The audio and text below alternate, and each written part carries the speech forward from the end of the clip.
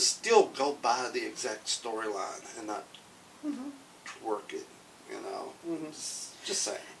Yeah, not tweaking, twerking. I would say that when they do a really bad job tweaking it, that's twerking it. That is both disgusting and unappealing. Yeah.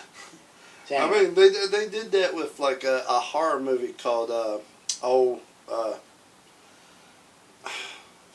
the scary kid, you know. Oh my goodness, what is it? No. It's a horror movie. This was crappy in its own way. It was a horror movie that had Sarah Michelle Gellar in it. Not Buffy. No, not Buffy. Well, I mean, yeah, Buffy was in it, but anyway, it was the Japanese movies were better because they were actually more scary than the American version. But whatever. Anyway, okay. So it's that puritanical streak again. Yeah. So what? I don't have more info on this. But how would you guys feel? How would you feel? I can imagine what he's going to say about this. But Jason Momoa has signed on to do a Christmas movie where he plays Jack Frost. Or Frosty the Snowman, I'm sorry. Frosty the Snowman. I was actually with you more on Jack Frost, but because at least they made a horror movie out of that. Yeah, Jason Momoa in a Christmas movie. Is Jason Momoa a Christian? No. I know Christmas has been so secularized that the official spelling is almost Xmas now. So, but anyway. I didn't think he'd be able to pull off Aquaman either. True. Now, True. Let's face it. Let's face facts. Until that last movie, who was more butch, Aquaman or Frosty the Snowman? Aquaman was. Well, I mean, watch it there. I'm joking. Anyway, I am too, sort of, but. It's one of those things where you're looking at like, okay, well, we'll see for it, dude. How this is going to go, because they did this once before, where Michael Keaton, like he was a father that died and then came back as a snowman. So isn't that Jack Frost? Yeah. Yeah. Except that was a horror movie, right? No, they did a. It was Michael Keaton as a snowman. It was a horror movie. Okay, I see where you're going. By definition, it was sorry, I forgot. I love where you're going. Okay, but anyway, yeah, he's okay. Oh, and speaking of which, he is coming back as Batman. Michael Keaton is back as Batman. They, I believe, they've also got Ben Affleck signed on to be a Batman, and they still have Robert Pattinson as a Batman. All to set up the Flash movie. Again, I love the idea, but I hate the idea for the Flash movie. I do too. I ran on that last week. Yeah. For God's sake, there's more than one plot in a Flash thing. But anyway, the idea of Michael Keaton stepping in, here's the rumor of Michael Keaton being set up to be Bruce Wayne in a Batman Beyond adaptation. Yes. I could totally see that. I would be so up for that. Like, no doubt. No, I'm not going to put it down. I'm not going to say nothing bad about it. Just be like, do this. Who would be Terry McGinnis, though? Who would be the new Batman? The one thing, now while he's thinking that over, the one problem I always had with Batman Beyond is that Batman Beyond, the new Batman, Terry McGinnis' character, always got punched in the throat every time he turned around. How in the world he survived the first episode is beyond me. That must have been one heck of a suit of armor. But anyway, back to you, Chris. Who should be playing Terry McGinnis? To be honest, I mean, if I had to pick, they should pick an unknown kid actor. That would be the best way to go. But more than likely, they'll go and pick a kid from Disney Channel to do it, or a kid from Stranger Things. Actually, you know what? If you picked a kid from Stranger Things, the one that got taken in the first one, I think the actor's name is Noah, something. But if you took him, he's more clean cut to, but maybe, yeah, I don't know. I have a name for you. All right. Jared Leto. Lost him. He's gone. He's just totally lost. That's 2 weeks in a row I've managed to get you completely speechless. Finally. Not good speechless. I was thinking somebody younger. The bear. I love poking the bear. I was thinking of somebody younger and more good at acting. Margot Robbie. But she's not even a boy. Of course, nowadays I guess it don't matter. Who cares? Which is something we need to discuss. Not us, but us. Need to discuss if I can ever get the podcast back up. Let's just say that I consider anybody telling someone under the age of 18, making them question their sexuality, is sexual abuse of a minor. And we need to start prosecuting. But that's for the podcast if I ever get it back up off the chore of duty ever ggets back off the ground. Anyway. Alright, so what else have you got? Anything? Alright, so I got some really big news going on. Apparently, Ray Fisher, who played Cyborg in the Justice League movie, has tweeted out a whole big thing about Joss Whedon being abusive. Literally saying that he was disgusting, he was gross, unprofessional, abusive, stuff like that on set. Now, a producer from the movie also came out and actually defended Joss Whedon, saying that that is not how it went down, and that Fisher is actually just was upset during the movie because apparently they made him say "booyah" because that was Cyborg's famous line from that stupid cartoon. Yeah. Okay, what's his name? Yeah. Ray Fisher. No, you don't even have to say his name because you had to look it up to see. You just said it. That's because this was his first movie. Yeah, and he's never done that. What was his second movie? Nothing. That's why he has a problem with Joss Whedon.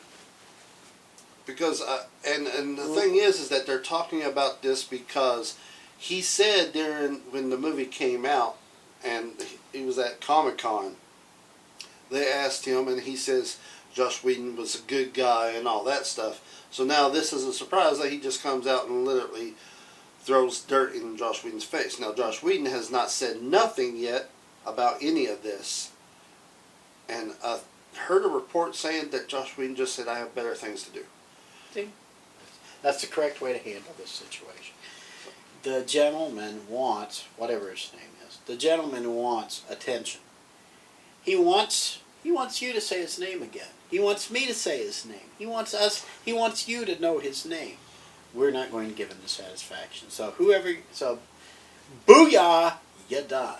Now, well, it's funny that, I'm a big fan of Joss Whedon ever since Buffy the Vampire, ever since Dan Firefly, Angel, all the stuff that the Avengers movie, all that. And you never heard nothing. And now all of a sudden, you hear him talk and there's people saying, yes, there was certain scenes like there's a moment where Flash falls onto Wonder Woman, and apparently she didn't want that to happen in the movie, but they did it anyways. I don't see how that is. That is a difference of creative opinion. Now, if Joss Whedon wanted it in, she didn't want it in, guess what? Joss Whedon is going to get his way unless she refuses to film the scene. And I doubt that because she's playing Wonder Woman. So, new was a story tried to surface. Understand, cancel culture right now is going. This is the new disaster of 2020. Okay, cancel culture, because everybody's trying to forget that the Black Lives Matter protests gave everybody the Rona. So, it turns out the experts were lying to us now instead of then. Digress. There was a cancel culture story trying to start up about Geoff Johns.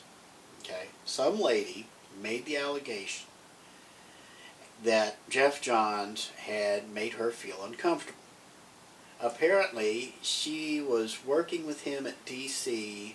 She was not actually working at DC. She was an online personality who got to meet Geoff Johns in person at DC. And Geoff Johns flirted with her. She did not respond, so apparently Geoff Johns did not pursue it further. She said nothing because she said she didn't want to ruin her chances at Warner Brothers. Fast forward a few months, this lady's trying to help this girl get started in the industry, and Geoff Johns sends this girl a bunch of books as basically, I guess, as almost a study guide or reference materials or something to help her get started. Well, the lady who's making the accusations didn't want to say anything because she didn't want to affect her chances with Warner Brothers.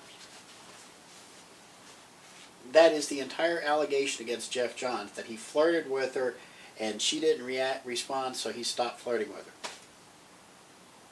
You are not allowed to flirt with women anymore, apparently, if you're Geoff Johns. That's the way it was in high school with me. I'd be like, hey, that was a matter of taste, though. But anyway, the cancel culture is still, people are looking for excuses to become a cause célèbre. Okay, that's where you become a celebrated cause, basically.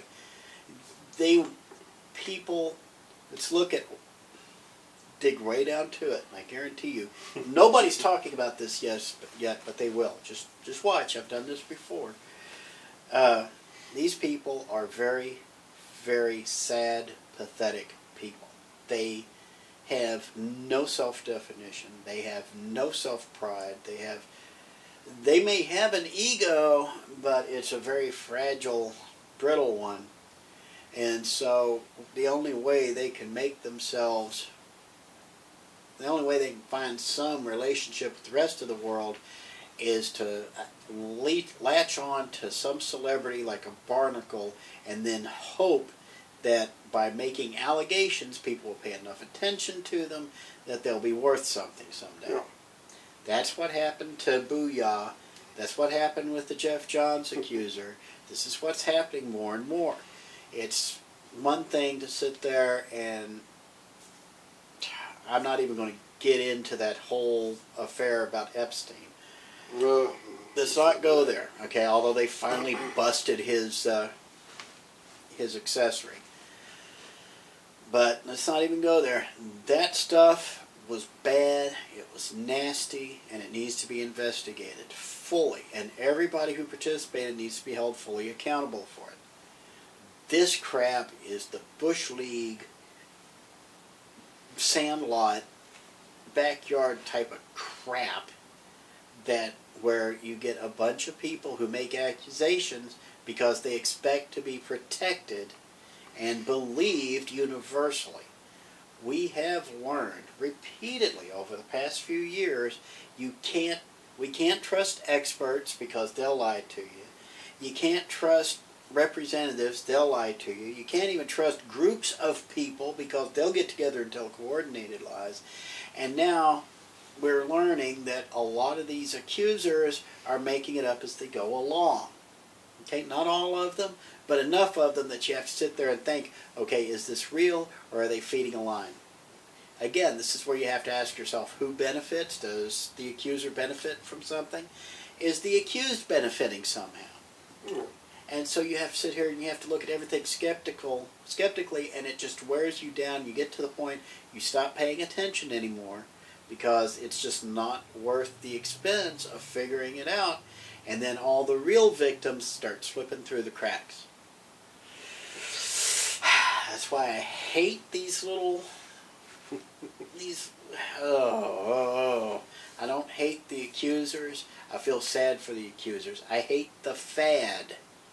The fad of accusing people. The fad of canceling people out. The fads, all involved in all of this stuff. And it's just, because you're going to get to the point.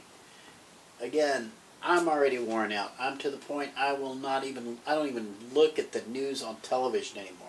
I don't listen to the news on the radio. I'll check the news headlines online every once in a while, and if more than half of them are about COVID-19, I just turn it off and walk away. I don't want to know anything about it because you have told me so much crap, so much false information over the past few months. I don't believe any of it from any source anymore. So, done. And that's the problem. Either somebody wants that to happen so they can get away with something, or they think that they can keep hitting the same landmine over and over with the mallet and they'll be able to keep getting away with it. It's eventually going to blow up in your face. But that's enough of my rant. So what do you got? You got anything else left?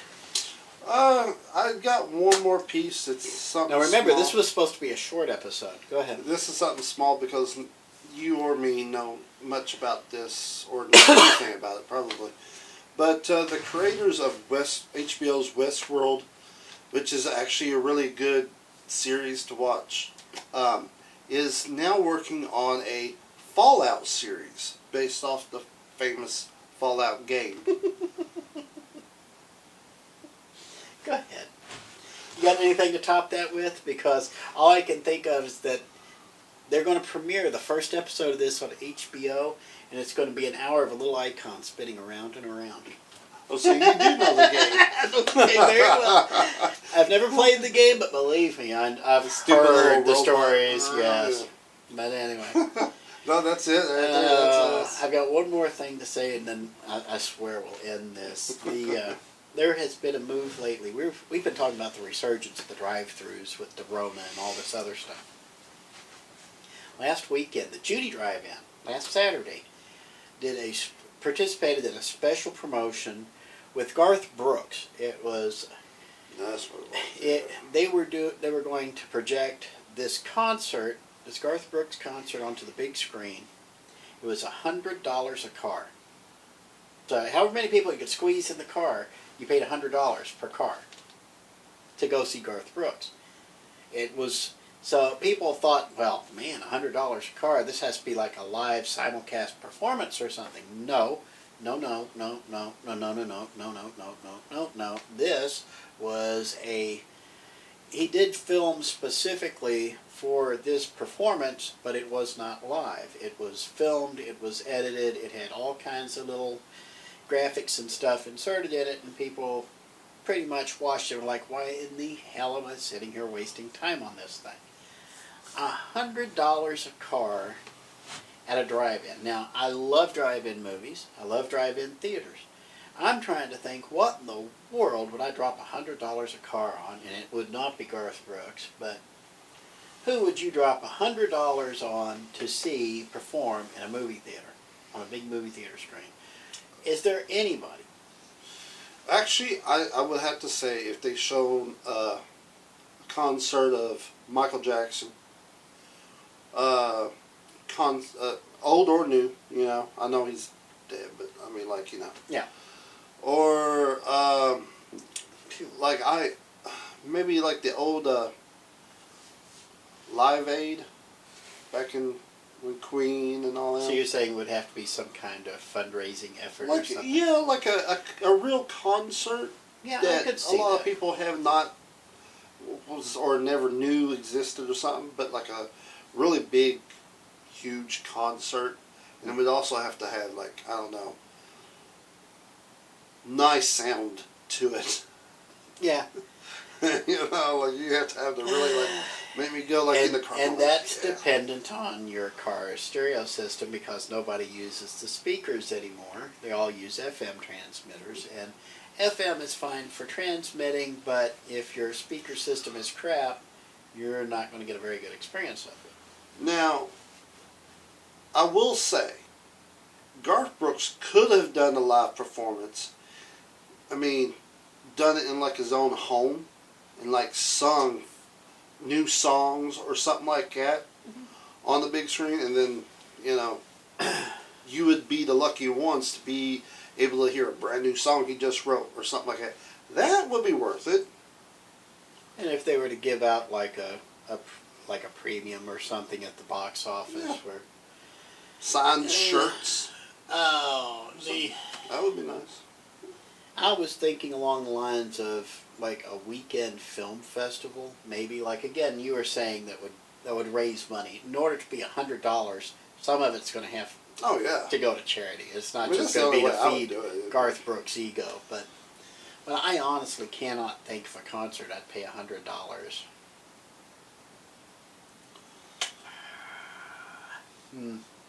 No. I mean, they do. I mean, it's not because it'd be me and the Beloved, and it would just be two of us. It'd be $50 a piece. I can think. I mean, we still have Elton John tickets that we may never get to use, but it's so I'm not going to say I've never spent more than $50 on a ticket, but still. I mean, it's not too far-fetched because I mean they do it on pay-per-view all the time for like wrestling matches and you know, concerts and all that kind of stuff. WrestleMania though on a giant theatrical screen, I don't know. Now I know this weekend, this is the 3rd, 4th, and 5th of July. They're doing more concerts at Judy Drive-In. They're live streaming more concerts. I think there's a different one each night. I can't remember what they are. But this is, hey, if this goes over and people like it, fine. I don't think love you, Judy, but you ain't worth $100. Did it work for them though? I don't know. Nobody's talking about it, so I'm thinking it was probably middling results. They probably made a little money off of it, but it wasn't explosively successful because nobody at the Garth Brooks camp is bragging about it. But it obviously didn't tank either because all the people who hated the very concept of this were hoping it would fail. So if I'm not hearing anything from either side, what am I left to infer? It was successful, but not as wildly successful as people would have hoped it would have been. Plus, with the Rona running around, this is pretty much the only way you're going to get a concert out of it. Yeah. But I do hope the Judy made something off of it because, God, $100 a carload. Well, I mean, again, though, like some of the people alive today, like, I mean, they can still do concerts in their own home live, and they would show it live on the screen if they wanted to. But, I mean, as for dropping that much money, again, it would have to be something very special. Something that I would, like, again, Michael Jackson, I wouldn't mind, like, seeing a live concert of him. Pink, or...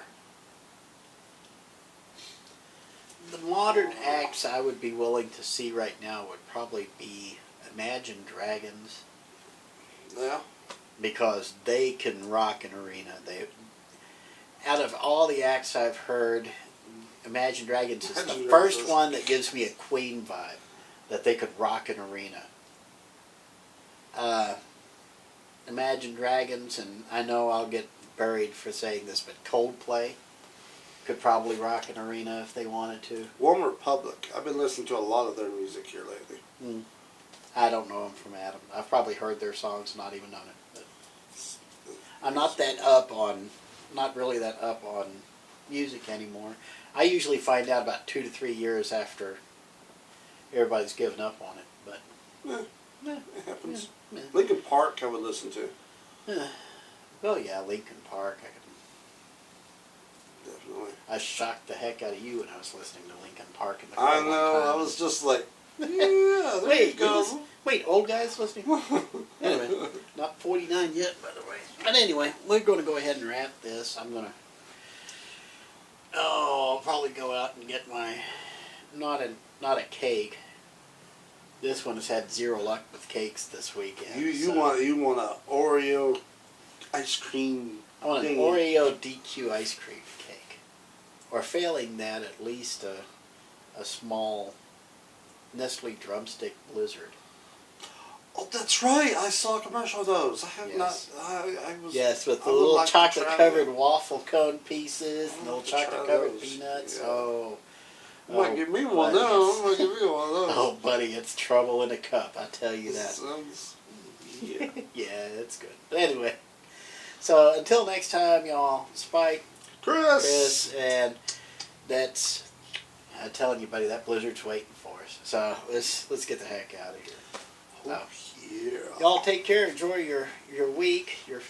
And hopefully it doesn't get much more 2020er than this. So till next time. See, now you just jinxed it all. Boy, if 2020, the year of the jinx. I tell you. Till next time. Ta-ta. Ta-ta. Ta. Ta. If you can turn it off. Ta-da. Ta. Ta.